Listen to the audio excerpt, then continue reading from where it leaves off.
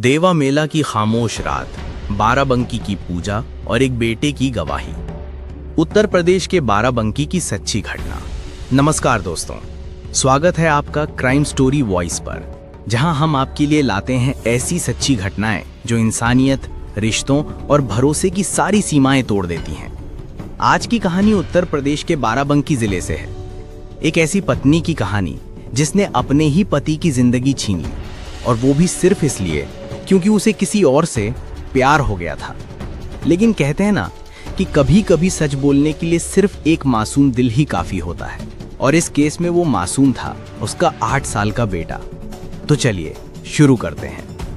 देवा मेला की खामोश रात, एक बेटे की गवाही। बाराबंकी का एक शांत गांव। बाराबंकी जिले के एक छोटे से गांव में रहता था हनुमंत लाल गौतम। साधारण इंसान, मेहनती मजदूर। सुबह सुबह काम पर निकल जाता, शाम को घर लौटकर पत्नी पूजा और बेटे के साथ खाना खाता। ऊपर से देखने में ये परिवार बिल्कुल आम था, पर अंदर ही अंदर इस घर की नींव में दरारें पड़ चुकी थी। पूजा सुंदर थी, जवान थी, पर उसके चेहरे की मुस्कान अब झूठी लगने लगी थी।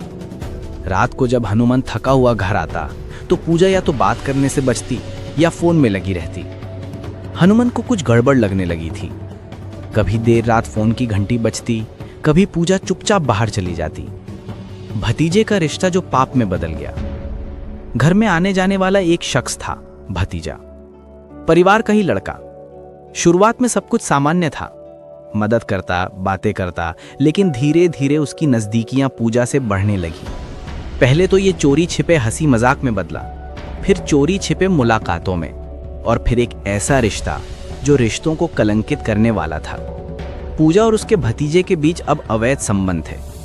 हनुमंत ने कई बार अपनी पत्नी को समझाया, डांटा, झगड़ा भी किया, पर पूजा अब किसी और की हो चुकी थी।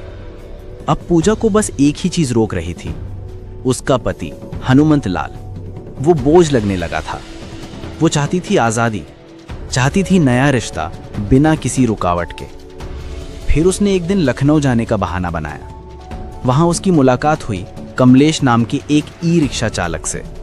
कमलेश गरीब था, लेकिन पूजा ने उसकी कमजोरी भांप ली। कुछ ही मुलाकातों में उसने उसे अपने जाल में फंसा लिया। कमलेश अब पूजा का साथी बन गया, प्यार में भी और पाप में भी।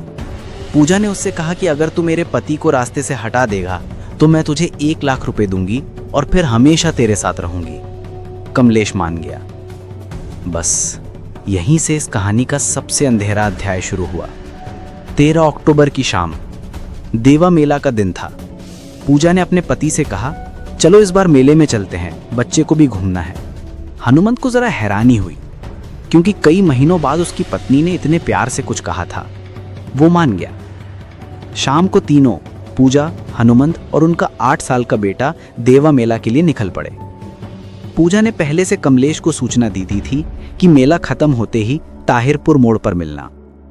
मेला खत्म हुआ। हनुमंत अपनी मोटरसाइकिल लेकर वापस लौटने लगा। पूजा ने ठंड का बहाना बनाकर कहा, मुझे बाइक पर हवा लग रही है, मैं ई रिक्शा से चलती हूँ। वो जानबूझकर उसी ई रिक्शा में बैठी जो कमलेश चला रहा था। रात का वक्त था। देवा लखनऊ रोड पर सन्नाटा पसरा हुआ था। ताहिरपुर मोड़ पर पहुंचते ही कमलेश ने रिक्शा रोक दिया। हनुमंत भी बाइक रोककर पीछे आया। क्या हुआ पूजा, यहाँ क्यों रुकी? और तभी कमलेश ने लोहे की रॉड निकाली।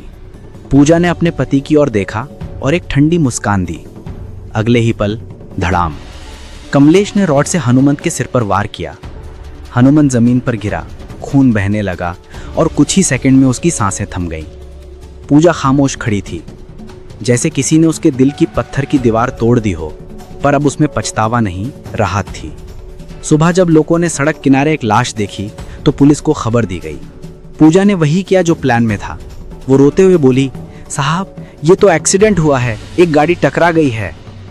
पुलिस ने शुरुआती जांच में इसे सड़क हादसा मान लिया था, लेकिन फिर एक ऐसा मोड़ आया जिसने इस पूरे केस को पलट दिया। हनुमंत और पूजा का 8 साल का बेटा अब अपने ननिहाल में था। पुलिस ने औपचारिक बयान लेने के लिए उससे बात की। वो बच्चा डर के मारे चुप था, लेकिन कुछ ही मिनटों में उसने एक ऐसी बात कही जिसने सब कुछ हिला दिया। मम्मी ने ही पापा को बुलाया था उस रात, और अंकल कमलेश वहां थे। पापा को रॉड से मारा गया था, एक्सीडेंट नहीं हुआ था। बस बच्चे की ये एक बात पुलिस के लिए काफी थी। टीम ने तुरंत पूजा को हिरासत में लिया। पूछताछ शुरू हुई। पहले तो पूजा रोते हुए कहने लगी, मुझे कुछ नहीं पता। लेकिन सबूत और बच्चे की गवाही के आगे उसकी झूठी दुनिया बिखर गई। कुछ ही घंटों में पूजा ने सब कुछ कबूल कर लिया। हाँ, मैंने ही करवाया था। वो मुझे मारता था, भतीजे से बात करने से रोकता था। मैं बस आजाद होना चाहती थी।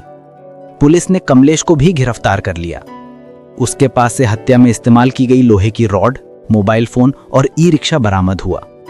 अपर पुलिस अधीक्षक विकास चंद्र त्रिपाठी ने मीडिया से कहा कि यह मामला बेवफाई, लालच और अपराध का खतरनाक मेल है। एक महिला ने अपनी हवस में अपने पति की जान ले ली, लेकिन उसका छोटा बेटा ही सच की सबसे बड़ी आवाज बन गया। पूजा और कमलेश दोनों जेल में हैं। भतीजे के खिलाफ भी जांच जारी है और वो मासूम बच्चा अब अपने ननिहाल में है, जहां वो रोज पूछता है, पापा कब आएंगे। दोस्तों, कभी कभी इंसान अपने प्यार की तलाश में ऐसा पाप कर बैठता है जिसकी कीमत सिर्फ खून नहीं बल्कि रिश्ते भी चुकाते हैं। एक पत्नी ने अपने पति को खो दिया, एक बेटे ने अपने पिता को, और एक मां ने हमेशा के लिए अपना सब कुछ। याद रखिए, प्यार जब पवित्रता खो देता है तो वो सिर्फ एक अपराध बनकर रह जाता है। अगर आपको ये कहानी पसंद आई तो क्राइम स्टोरी वॉइस को लाइक, शेयर और सब्सक्राइब जरूर करें, जहां हर कहानी में हम आपको दिखाते हैं सच का वो चेहरा जो अक्सर छिपा होता है।